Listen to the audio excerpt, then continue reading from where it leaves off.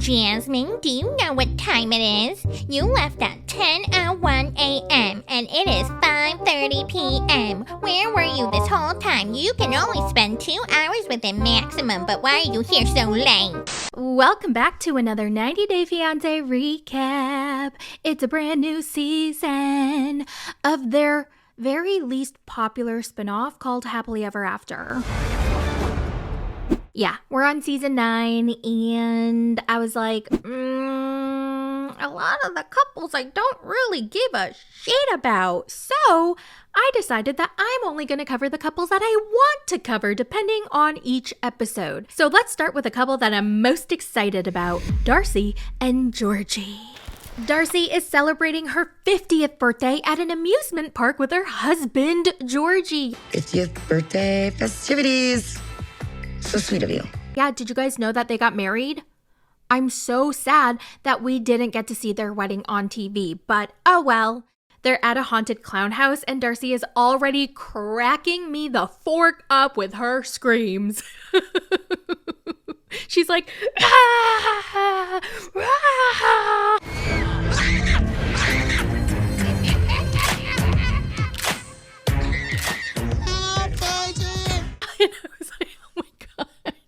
Then they go on the slides and she barely passes the height requirement. I had no idea she was that small. Just made it. Fun slide time. Yeah! Doing it big, baby! We learned that they broke up about 5 times before getting married. I feel like if you break up that many times, you probably shouldn't get married. Give me a piece of that meat, baby. Huh?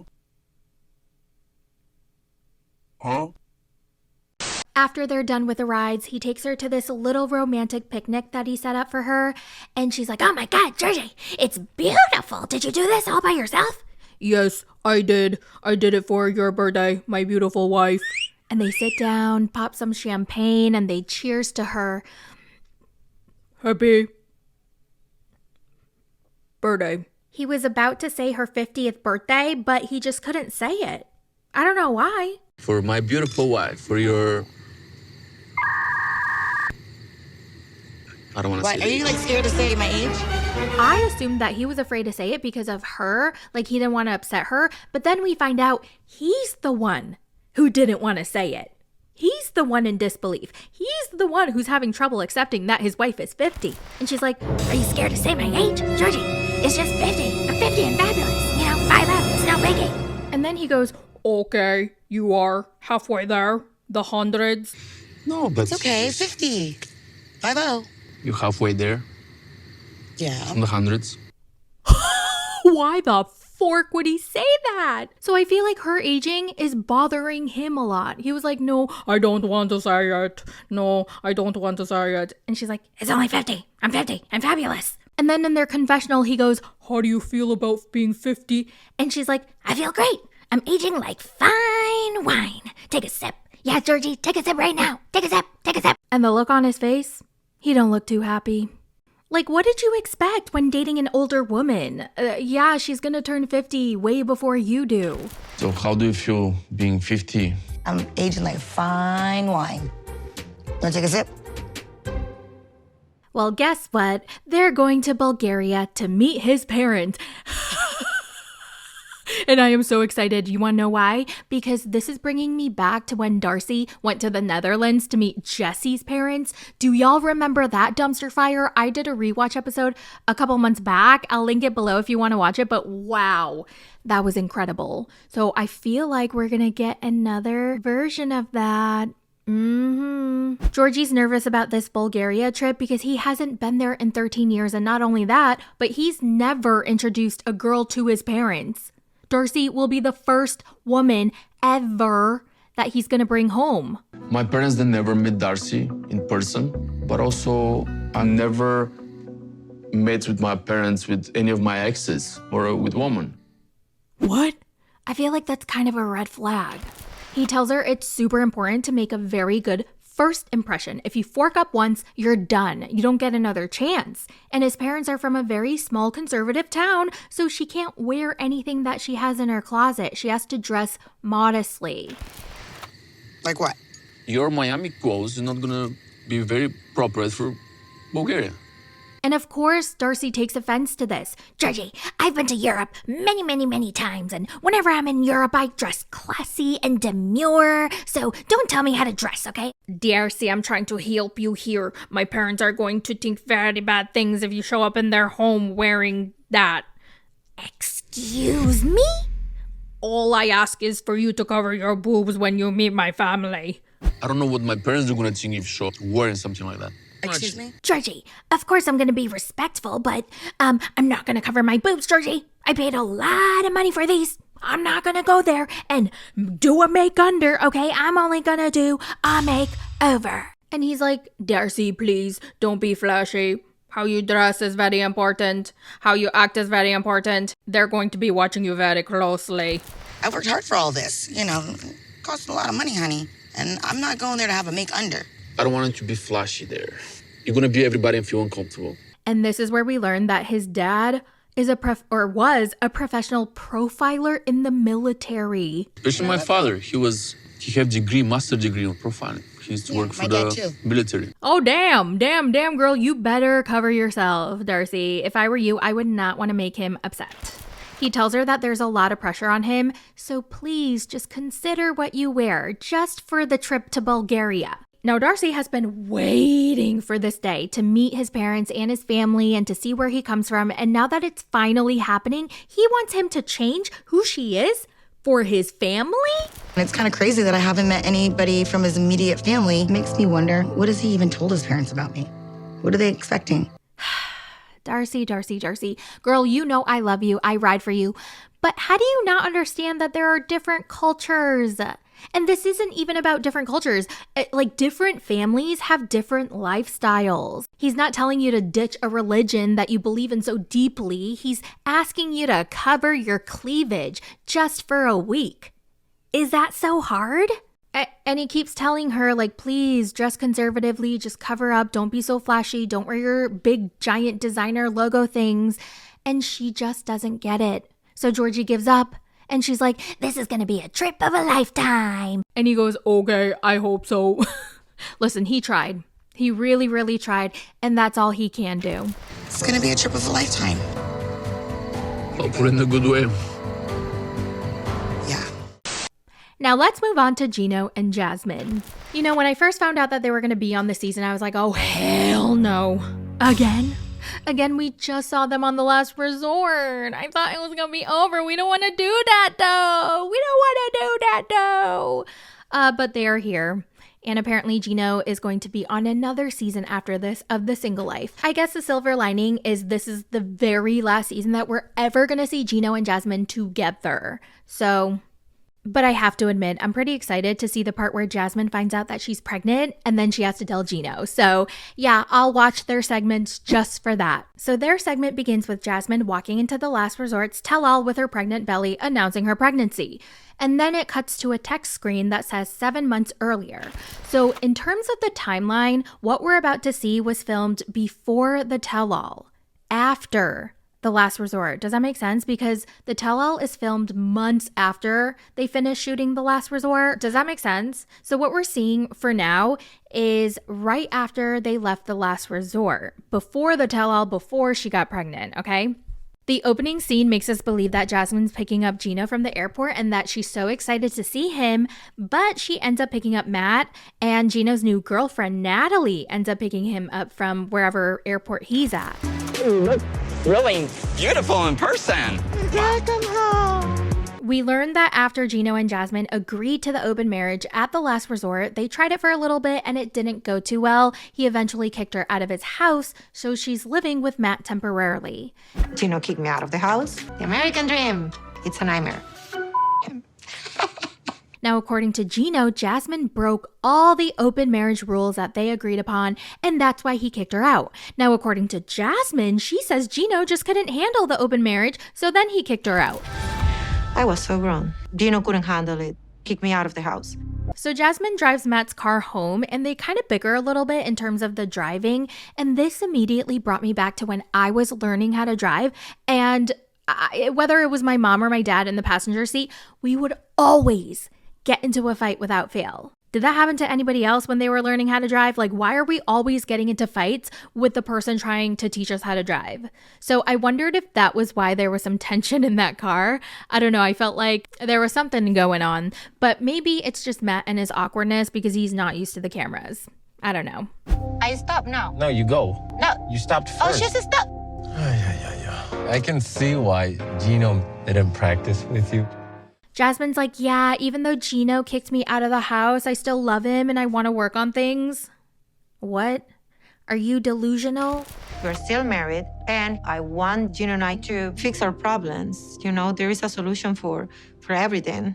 Gino has a new girlfriend named Natalie who lives in Vegas, and she kind of looks like Larissa to me, right? Like she could be Larissa's older sister from another mother. They met on social media. He loves her calm presence. He can talk to her about anything. And so he decided to book a trip to Vegas and to finally meet her in person. And he is showering her with compliments. Oh my god, you look so beautiful, stunning. I love that dress on you. Great choice. You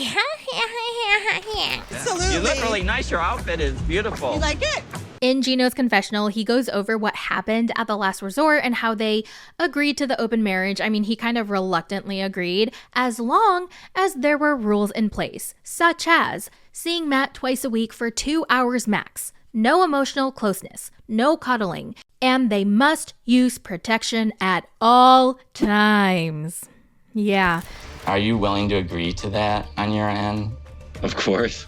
But according to him, she broke every single rule, and so he had to kick her out. And now it's his turn to have some fun. It's his turn to enjoy this open marriage. And he can't wait to get affectionate with a new woman, because it's not that he can't be affectionate at all. He just couldn't do it with Jasmine. If Jasmine's going to have her fun, I should be able to have the same thing. I want intimacy with a woman. I just can't do it with Jasmine. So back to Jasmine and Matt. They get home, Coco's there, and I was so happy to see that white little crusty dog. But Matt does not look happy. I know he's smiling, but sometimes you can just see him not smile. Like he's smiling and then he just like stops smiling. And I'm going to assume that he probably is very sick of her and he wants her out of his house ASAP. Because her clothes are everywhere. She still has her boxes everywhere. And he's like, are you going to put some of these things away? She's like, no, everything is where I like it. And this is just going to be temporary. I'm going to leave soon. And he's like, okay. I don't feel like unpacking, you know, because you know that this all stuff is going to be just temporary. I don't have like much space in here. She's been living with him for 4 months, and there are no romantic feelings involved. They're basically roommates that have sex occasionally. I'm living with the roommate that occasionally have sex with. Matt makes a dumb joke about Gino. Oh, is he at the bingo hall? And she's like, what's that? And he's like, it's for old people. You think he's at the bingo hall or something? What? At the bingo hall. It's where like the elderly go to play bingo. You're so mean. Stop. Ugh, oh please, we're all gonna be at the bingo hall someday. I just never understand when people make age jokes because like we're all gonna get old. You know that, right?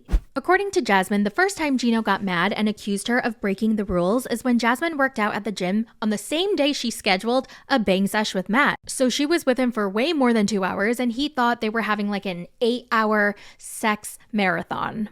Jasmine, do you know what time it is? You left at 10:01 a.m. and it is 5:30 p.m. Where were you this whole time? You can only spend 2 hours with him maximum, but why are you here so late?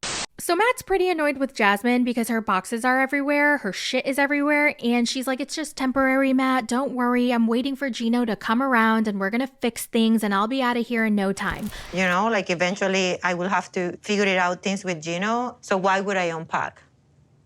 You understand? Yes. But girl, it's been 4 months already. You have to organize and clean your shit. Are you kidding me? That is so rude and disrespectful to the person's home.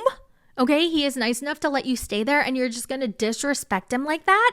That would drive me crazy. I would be like, no, you have to clean up your shit or you need to pack and get out. So Matt originally agreed to the open marriage thinking, hey, this hot girl from the gym wants to have casual sex with me and her husband is totally okay with it?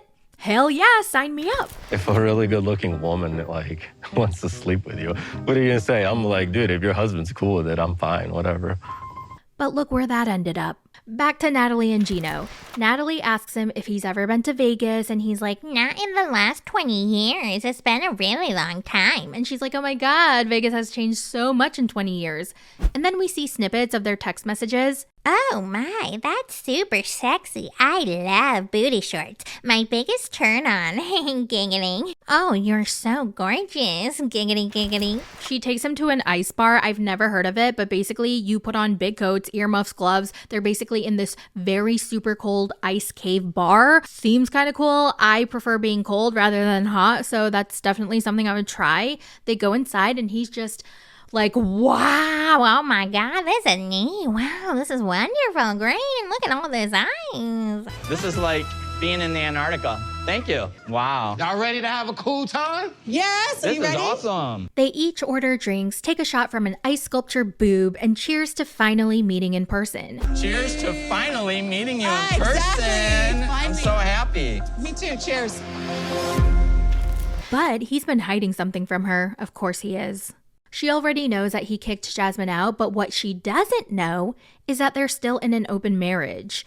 And he didn't tell her because he didn't want to scare her away, so he's gonna have to tell her eventually. I know I can't hide this from Natalie for this whole trip. I need to come clean at some point. So the alcohol must be flowing because you can tell that Gino is definitely drunk. They lick an ice sculpture together. Oh my god, I did it. And then she licks it in a very slow, sensual way that gets him very excited. I haven't felt this good in such a long time. I'm having so much fun. And she's so nice. And we're not arguing like that bitch Jasmine. Oh my God, stop it. That's getting me excited. She makes me hot and sweaty inside. So they're laughing, they're cuddling, and then there's this awkward moment where she's kind of looking away from him, and then he starts a sentence with, so, and then she looks at him and asks him if he's gonna kiss her, and then he goes in for the kiss, and they kiss, and it's so bad.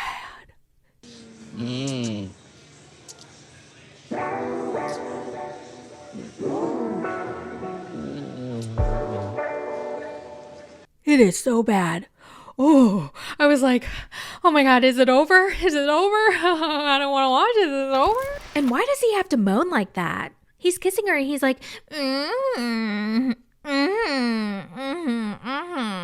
That would have thrown me off. I would have been like, shut the fuck up, dude. So weird. He's like,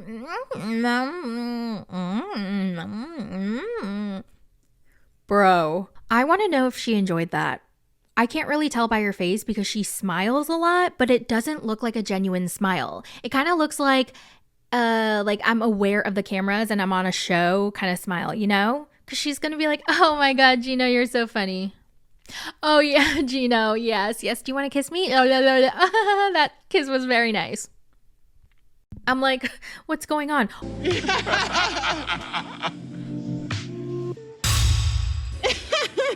I just met you today. Oh my God, was she hired to act as his girlfriend? Did he hire her? Because we know he's used to hiring women. Interesting. Either way, Gino's having a grand old time. Wow, that's the best kiss I've ever had. I really like that. So much better than Jasmine. I like your kiss. Man, that turns me on. Now back to Jasmine and Matt. We learn that she likes to set the thermostat at 86 degrees. Actually, she would prefer 90 degrees, but she set it to 86 because of Matt. I don't know how you always complain about the temperature. It's just perfect. It's warm and it's cozy. Oh my God, I feel so bad for Matt. If anybody set my thermostat to 86, actually anything over 78, I would murder them. Hell no, nope, send me to jail because that's not happening. While Jasmine's pouting, she's very sad because she went to Gino's house to pick up some of her stuff and she couldn't get in because he changed the locks. So you went to his house. Why? To pick up certain things. Then you didn't see him or anything, so. No, but he changed the locks. So then she starts crying because she still loves him, she still misses him, she still wants her marriage to work. And now she's starting to wonder if the open marriage was the right call. She's starting to regret this. She's like, oh my God, what if the open marriage ruined our marriage? I don't know if he has stopped loving me already. I don't know what the is going on. And I feel like this open marriage just ruined everything. You think? Then we have Cara and Guillermo. They're back. Guillermo is now 26, Cara is 32, he's from Venezuela, and she's from Virginia. They met in the Dominican Republic when she was there for work. He was working at the restaurant that she was at the time, and the rest is history. They've been married for 3 years, and they have a 20-month-old son together. And there's a lot of tension between the two. It's clear that they've been fighting for a while, and things have not been good for a while. They haven't been on the same page in a fat minute. And it's clear to me that they're definitely headed for a divorce. You mind? I mean, think about it. My husband is a pilot. Yeah, it does sound nice to the ears. So the current problem that they're having is Guillermo wants to be a pilot. That's his dream. Sounds great, right? But the problem is, even though Cara wants to be supportive, she can't because he's tried to pursue multiple things in the past and he never followed through on them. On top of that, pilot school is very expensive, about $60,000. I mean, unless you have like $60K just sitting around that I don't know about. Where are they going to get that kind of money? And on top of that, he's never going to be home because pilot school is very time consuming. And on top of that, he's going to have a full-time job. Right now, she's the breadwinner because he quit his job that paid him well and provided the entire family with health insurance. And now he works at a restaurant. Now, I vaguely remember this happening. Like, I think he was contemplating quitting his job, but I don't know what exactly did he do and why did he quit? Does anybody remember? Because I didn't watch Diaries. So if anyone knows why, let me know in the comments. But yeah, if I were Cara, that would piss me off. No, because you have a child. It's not just about you anymore. You have a wife and a child who depend on that. They need that health insurance. Are you freaking kidding me? It's so important. So even though Cara wants to support him, she just doesn't feel like this is the right time. Now he has this dream of becoming a pilot, but I just don't think it's the right time. I'm going to say the same thing I said about Juan and Jessica. You have to make your child a priority. It doesn't matter what you want or what your dreams are because you have a child, and I feel like the child should come first. His most recent endeavor was when he wanted to start a lawn care business. So they bought the truck, she did all the marketing for him, and then he never did anything with it. So the difference between you starting your endeavors and me starting mine is that I actually try. Oh, so you're going to come and tell me that he didn't try? What did you try? They still live together and they try to keep things as peaceful as possible in front of their son, but they've been sleeping in separate bedrooms since one of their biggest fights, and he gave her the silent treatment for 3 days and they never recovered from that. Watching them individually in their bedrooms talking about how they used to be madly in love and like how things got so bad and they just don't know how to get there again. And wow, that made me so sad. I was heartbroken because you can tell these feelings are so raw and real. I don't know how they're going to recover. It's just not how I imagined marriage. It's not what I anticipated. It's not what I wanted. It's not the goal. They both seem so far gone. I feel like there's so much resentment. I don't think he's going to budge on wanting to be a pilot, and she seems pretty freaking tired of having to take care of the family on her own. She probably is sick and tired of him not pulling his weight, and yeah. I don't know if they're divorced in real time, but I did check out her Instagram, and she has not posted with him in a while, so. Well, that's it for the recap. I'm not going to do the other 3 couples that were on this episode. They were Yara and Jovi, Libby and Andre, and Lauren and Alexi. So I'm just not interested. But eventually, I know we're going to have Brian and Julia, and Tiger Lily and Adnan. So I'm most interested in the couples that I covered today. But if anything super interesting or juicy happens with any of the other couples, then I'll cover it. So that's how HEA is going to go, happily ever after. And I'm really enjoying Hunt for Love. So I'm going to continue the Hunt for Love recaps. And Love Island is going to end in a week. I know some of you guys who don't watch Love Island are so sick of the Love Island content, but don't worry. There's only like 6 more episodes and then it'll be over. And then I think I might get into, I don't know, we have Bachelor in Paradise, Perfect Match, and 1,000 Pound Roomies. So let me know of the 3 what show you want me to cover. So again, it's going to be Batch in Paradise, Perfect Match, and 1,000 pound roomies. So let me know your vote down in the comments, and I'll talk to you guys in the next one. Bye! It's a recap. It's a recap. It's a